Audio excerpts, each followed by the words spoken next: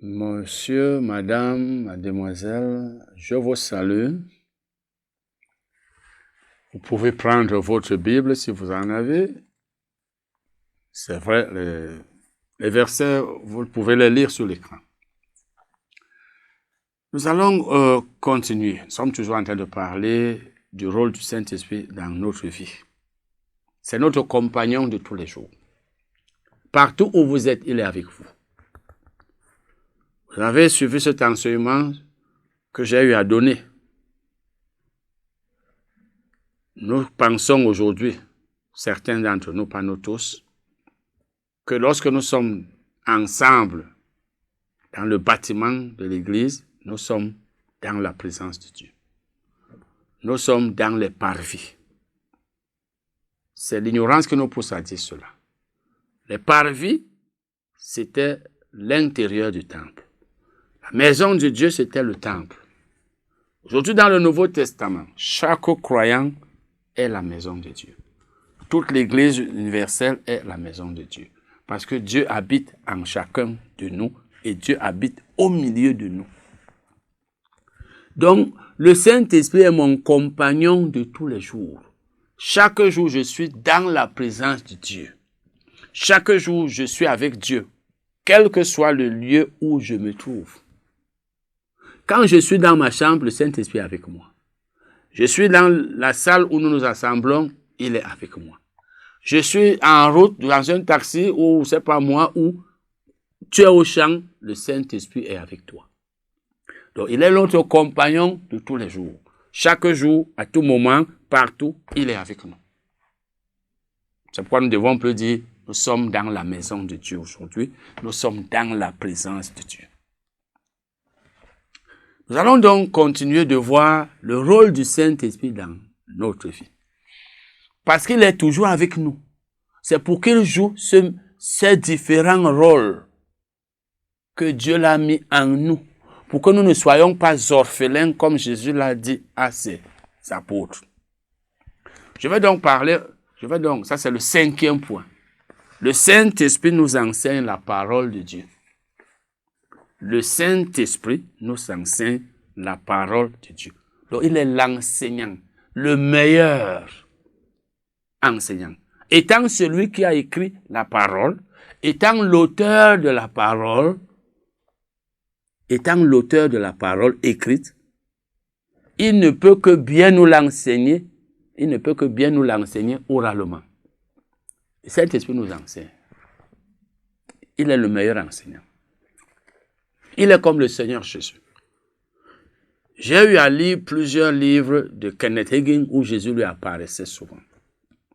Lorsque Jésus lui apparaissait, il lui citait les versets. Parce que Jésus connaît toute la Bible.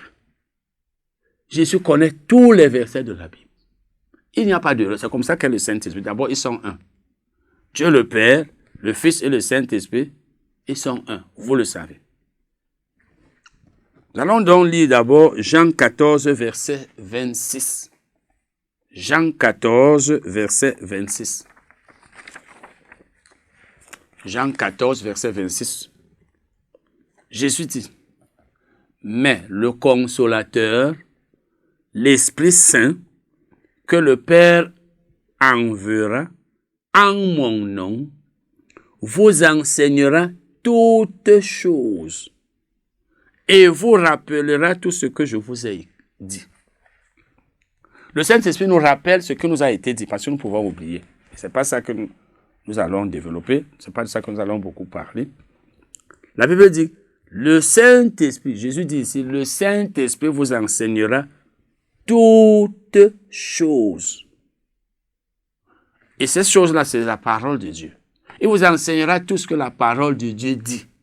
Donc, c'est le meilleur enseignant. C'est Dieu lui-même. Donc, le Saint-Esprit, c'est Dieu. Nous avons vu que c'est par le Saint-Esprit que Dieu nous parle. Nous avons vu que le Saint-Esprit nous dit ce qu'il a entendu du Père, c'est-à-dire de Dieu. Il nous dit ce qu'il a entendu du Père. Donc, quand il nous parle, c'est Dieu qui est en train de nous parler. C'est donc la même chose. Quand il nous enseigne, c'est Dieu qui est en train de nous enseigner la parole.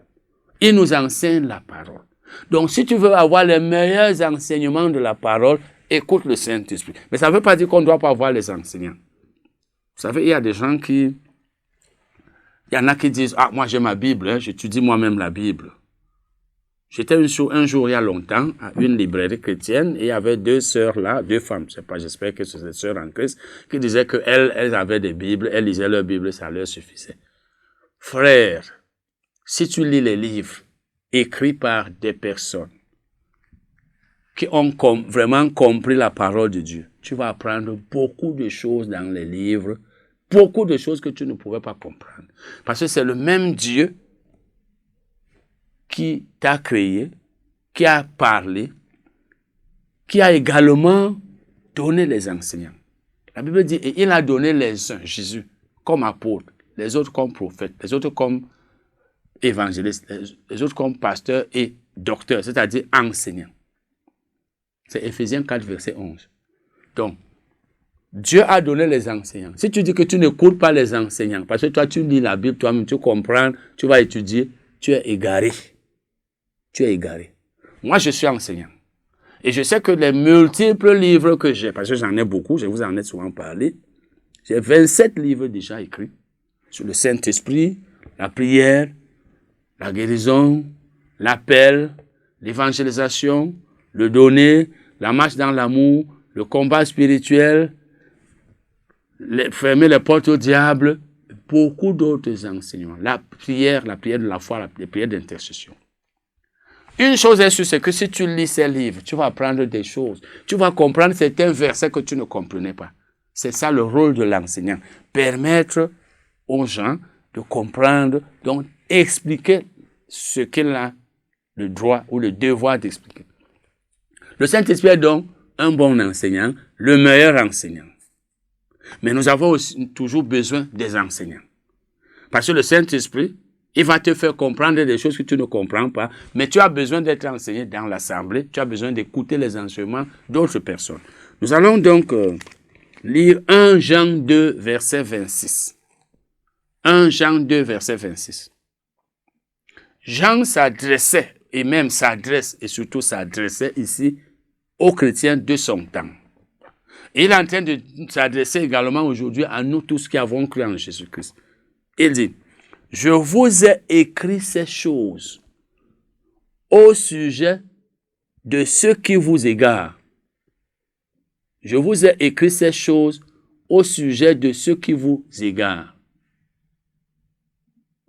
Parce qu'au temps de Jean, il y avait des personnes qui égaraient les chrétiens en leur enseignant de fausses doctrines, comme il y en a aujourd'hui. Et ça ne finira jamais, tant que nous serons sur cette terre. Il y aura toujours des enseignants de fausses doctrines qui égareront l'Église, qui égareront les chrétiens. Jean leur dit donc, je vous ai écrit au sujet de ceux qui vous égarent. Lisons la suite. Mais avant ça même, lisons cela dans d'autres versions. Lisons ça dans New Living Translation. New Living Translation, c'est-à-dire la nouvelle version vivante. Je vous écris ces choses pour vous prévenir au sujet de ceux qui veulent vous détourner du droit chemin. Les fausses doctrines détournent du droit chemin. Parce qu'il y a la saine doctrine, et la Bible en parle. Lorsqu'une personne t'enseigne une fausse doctrine, et tu l'acceptes, tu crois que c'est vrai, que c'est correct, il va t'induire en erreur. Il va te détourner du droit chemin. Et c'est au sujet donc de ces faux enseignants que Jean parlait ici à l'Église. Tout comme Paul aussi parlait aux croyants de son temps, leur disant, il y a de nombreux faux docteurs, de nombreux faux hommes de Dieu qui vous enseignent de fausses doctrines. Prenez garde, éloignez-vous même d'eux. Disons dans la version Semeur. C'est au sujet de ceux qui vous entraînent dans l'erreur que je vous écris ces choses. Voilà donc.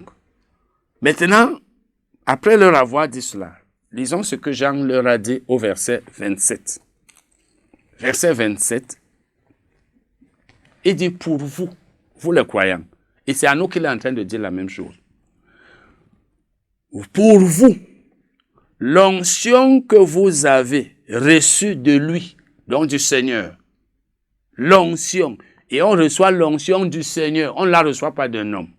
L'onction que vous avez reçue de lui demeure en vous. Donc c'est constamment, permanemment, continuellement en vous, l'onction. Et vous n'avez pas besoin qu'on vous enseigne. Ça ne veut pas dire qu'on ne doit pas nous enseigner. Il faut bien comprendre le contexte. Parce qu'il y avait de fausses doctrines et de faux docteurs. Il dit donc, mais comme son onction vous enseigne, il faut voir ici, son onction, parce qu'on va voir tout à l'heure, c'est le Saint-Esprit qui est appelé ainsi. Puisque l'onction est la puissance du Saint-Esprit. Mais comme son onction, donc l'onction du Seigneur, vous enseigne toutes choses, vous voyez bien, toutes choses. Et Jésus a bien dit, dans Jean 14, 26, il a dit ça, il a dit la même chose. Il a dit, le Saint-Esprit vous enseignera toutes choses. Jean dit donc, comme son onction vous enseigne toutes choses, et qu'elle est véritable, et qu'elle n'est point un mensonge, demeurez en lui, demeurez en le Seigneur, demeurez dans le Seigneur, selon les enseignements qu'elle vous a donnés, selon les enseignements que l'onction vous a donnés. Donc, l'onction vous enseigne toutes choses, elle vous a donné des enseignements. Voilà donc ce que la Bible dit. Maintenant, nous allons lire ça dans la version Semeur. Version Semeur. Je vais lire le début et la fin. Quant à vous, l'esprit dont vous avez été oint par le Christ demeure en vous. Vous voyez, ici ce n'est plus le mot onction, mais c'est le mot esprit. Parce que comme je vous l'ai dit, l'onction, c'est la puissance du Saint-Esprit. Et quand le Saint-Esprit est quelque part, sa puissance est là. Donc, quand la Bible dit que l'onction vous enseigne toutes choses, ça veut dire que le Saint-Esprit vous enseigne toutes choses. C'est pourquoi la version Semeur dit ici, quant à vous, l'Esprit, c'est-à-dire le Saint-Esprit, donc vous avez été oint, parce que vous avez été oint du Saint-Esprit, par le Christ, donc c'est Christ qui vous a oint de son esprit. Et il dit, cette onction, ou du moins cet esprit, demeure en vous. Et vous savez que le Saint-Esprit demeure en chacun de nous depuis le jour où il a cru en Jésus-Christ. On va maintenant vers la fin. Car cet esprit dont vous avez été oint vous enseigne tout. Le Saint-Esprit nous enseigne donc tout. Le Saint-Esprit nous enseigne la parole. Ça veut dire quand on veut t'induire en erreur, il va tout enseigner dans ce domaine pour que tu ne sois pas induit en erreur. Où est donc ce Saint-Esprit? Il est en toi. Ce qui nous échappe souvent, c'est que nous ne savons pas écouter la voix du Saint-Esprit qui est en nous. Il nous parle, mais on n'entend pas. C'est la raison pour laquelle nous pouvons écouter de fausses doctrines, nous les acceptons. Ils sont nombreux aujourd'hui, les chrétiens, qui acceptent toutes sortes de doctrines qu'on leur enseigne, parce qu'ils ne savent pas reconnaître la voix du Saint-Esprit, qui est en train de leur dire, cette doctrine est fausse. Qui est en train de leur dire, cet enseignement est faux. Parce que le Saint-Esprit est là pour nous mettre en garde, pour nous dire, n'écoute pas cet enseignement. Mais puisque souvent, nous ne savons pas reconnaître sa voix, lorsqu'il nous dit telle chose, ce n'est pas lorsqu'il va nous parler de la parole que nous allons entendre. Il faut donc être ce chrétien qui reconnaît la voix du Saint-Esprit. Et bien entendu, il faut aussi étudier soi-même la parole. Parce que lorsque tu étudies la parole, il t'est très facile de savoir que l'enseignement de telle personne est faux parce que tu sais ce que la parole écrite dit. Malheureusement, beaucoup d'entre nous, comme je l'ai dit, on ne sait même pas ce que la Bible dit. Et quand tu ne sais pas ce que la Bible dit, tu vas accepter toute fausse doctrine. Le Saint-Esprit est donc là pour t'enseigner la parole de Dieu.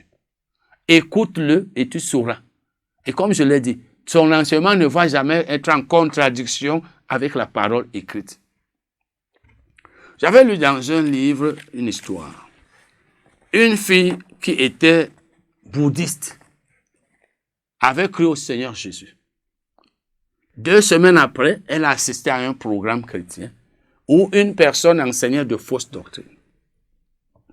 Parmi les personnes qui étaient là pour écouter l'enseignement, parmi les personnes présentes, parmi les assistants, il y avait un homme qui était dans le ministère.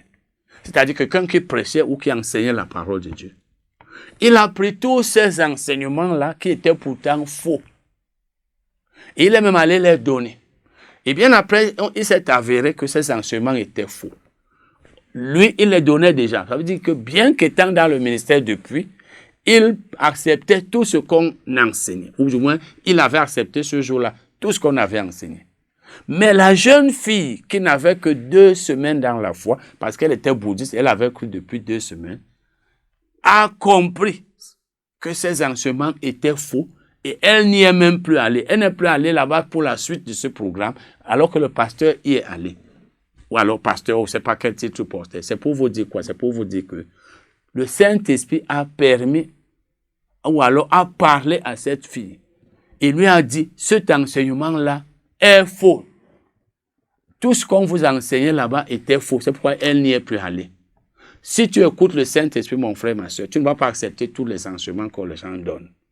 Si le Saint-Esprit, cette fille ne l'avait pas écouté, elle serait encore allée là-bas suivre de fausses doctrines, suivre de faux enseignements.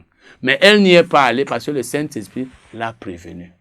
Tu peux avoir une oreille plus sensible au Saint-Esprit que ton pasteur, plus sensible que telle personne qui prêche, qui enseigne. Vous voyez donc que le Saint-Esprit lui a fait savoir, c'est faux. Et c'est comme ça que souvent, il y a des enseignements que vous entendez. Souvent même, vous êtes convaincu, vous vous dites, ça c'est faux, cet enseignement est faux. Et vous avez raison. Mais vous vous dites, ah, comme c'est le pasteur qui a dit, comme c'est l'homme de Dieu, je vous dis, frères et sœurs, si nous qui vous prêchons et qui vous enseignons, nous n'étudions pas bien la Bible, nous pourrons, et ça arrive souvent, vous enseigner de fausses doctrines et vous allez juste tout prendre. Beaucoup de chrétiens aujourd'hui sont comme les bébés.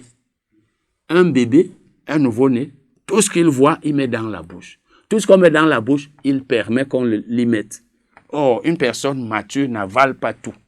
Un chrétien doit savoir discerner, reconnaître les fausses doctrines des vraies. Il faut d'abord bien étudier la Bible pour maîtriser la parole de Dieu. C'est là où tu sauras que tel enseignement est faux. Beaucoup ne lisent pas la Bible, beaucoup n'étudient pas, parce qu'il y a même une différence entre lire et étudier. Beaucoup ne lisent pas les livres. Quand tu es un chrétien qui ne cherche pas à lire, à connaître, tu vas accepter toutes les doctrines. Quand tu étudies dans la Bible, donc, premièrement, tu la lis. Deuxièmement, tu l'étudies. Parce que quand tu étudies la Bible, tu la comprends mieux. Lorsque tu le fais donc, tu écoutes aussi le Saint-Esprit qui est en toi. D'abord, la lecture seule va te permettre de savoir que l'enseignement de telle personne est faux. Et maintenant, il y a le Saint-Esprit qui est en toi. Il n'est pas normal que Dieu habite qu'alors que Dieu habite en toi, il n'est pas normal qu'alors que Dieu habite en toi, tu acceptes encore les fausses doctrines. Comme si Dieu n'était pas avec toi. Or, il est en toi, mais c'est toi qui ne sais pas écouter sa voix. Écoute la voix du Saint-Esprit qui est en toi et tu seras à l'abri des fausses doctrines. Parce que le Saint-Esprit est ton meilleur enseignant, notre meilleur enseignant. Et c'est la raison pour laquelle il y a des enseignements que nous pouvons même recevoir du Saint-Esprit et peut-être nous-mêmes nous les donnons aux gens alors qu'on ne nous les a jamais donnés. Il y a des enseignements que tu vas comprendre. Il y a des choses que tu vas comprendre dans la Bible parce que le Saint-Esprit te les fait comprendre, il te les enseigne et tu peux même les enseigner. Ces choses, tu peux même leur enseigner ces doctrines à d'autres personnes alors qu'on ne t'a rien enseigné. C'est ce qui explique donc le fait que souvent, nous nous levons, nous enseignons bien quelque chose qui est dans la Bible alors qu'on ne nous a jamais enseigné cela. Donc, ça, c'est ce qu'il y avait à dire sur l'enseignement de la parole de Dieu par le Saint-Esprit. Donc, il y a 2 enseignements de la Bible. Il y a celui qui est direct, l'enseignement écrit dans la Bible. Quand tu lis les versets de la Bible, toi, tu comprends ce que ça veut dire, sauf si tu interprètes mal. Et il y a maintenant l'enseignement oral venant du Saint-Esprit qui va te dire certaines choses. Amen. 6e point, maintenant, 6e point, le Saint-Esprit nous conduit. le Saint-Esprit nous conduit. Le Saint-Esprit nous conduit. Vous savez ce que c'est que conduire? Vous le savez. Conduire quelqu'un, c'est le guider. Conduire, c'est guider, diriger, donner une direction. Par exemple, les gens conduisent les voitures. Les gens conduisent leurs voitures. Les chauffeurs conduisent leurs voitures.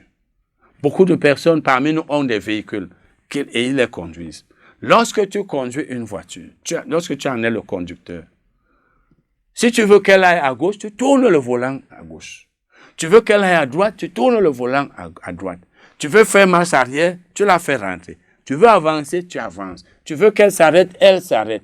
Ainsi doit nous conduire le Saint-Esprit. Nous allons lire Lisons et Romains. Nous allons lire Romains. Romains, la Bible nous dit dans Romains, lisons Romains 8, verset 4. Bon, mais avant même, verset 14, avant de lire même ça, s'il vous plaît, allons d'abord à Galates. Parce qu'il faut que je vous montre qui est enfant de Dieu. Avant qu'on voit là où la Bible parle de la conduite des enfants de Dieu par le Saint-Esprit. Disons dans Galates 3, verset 26. Galates 3, verset 26. Car vous êtes tous fils de Dieu par la foi en Jésus-Christ. Car vous êtes tous fils de Dieu par la foi en Jésus-Christ. Ça veut dire, c'est la foi en Jésus-Christ qui a fait de vous des fils de Dieu. Ça veut dire, vous êtes devenus fils de Dieu lorsque vous avez cru en Jésus-Christ. Comment avez-vous cru en Jésus-Christ? Lorsqu'on vous a annoncé l'évangile. Lorsqu'on vous a prêché que Jésus-Christ est notre sauveur. Lorsqu'on vous a dit qu'il a été crucifié, il a été enseveli et il est ressuscité. Vous avez accepté cela. Vous êtes devenus donc un fils de Dieu. Vous êtes tous, vous tous, fils de Dieu par la foi en Jésus. Ça veut dire, une personne qui a cru en Jésus-Christ est fils de Dieu. Celle qui n'a pas cru en lui n'est pas fils de Dieu. Donc, nous tous les croyants, nous sommes fils de Dieu. Maintenant, le verset qui nous intéresse, où la Bible nous prouve que le Saint-Esprit nous conduit, c'est Romains 8, verset 14. Je vais lire ça, expliquer un peu, on continuera ça prochainement. Romains 8, 14. Car tous ceux qui sont conduits par l'Esprit de Dieu sont fils de Dieu. Tous ceux qui sont conduits par l'Esprit de Dieu sont fils de Dieu. Donc les fils de Dieu, c'est-à-dire ceux qui ont cru en Jésus, parce qu'on vient de voir dans Galates 3, verset 26, que tous ceux qui croient en Jésus qui sont fils de Dieu. Vous êtes tous fils de Dieu par la foi en Jésus.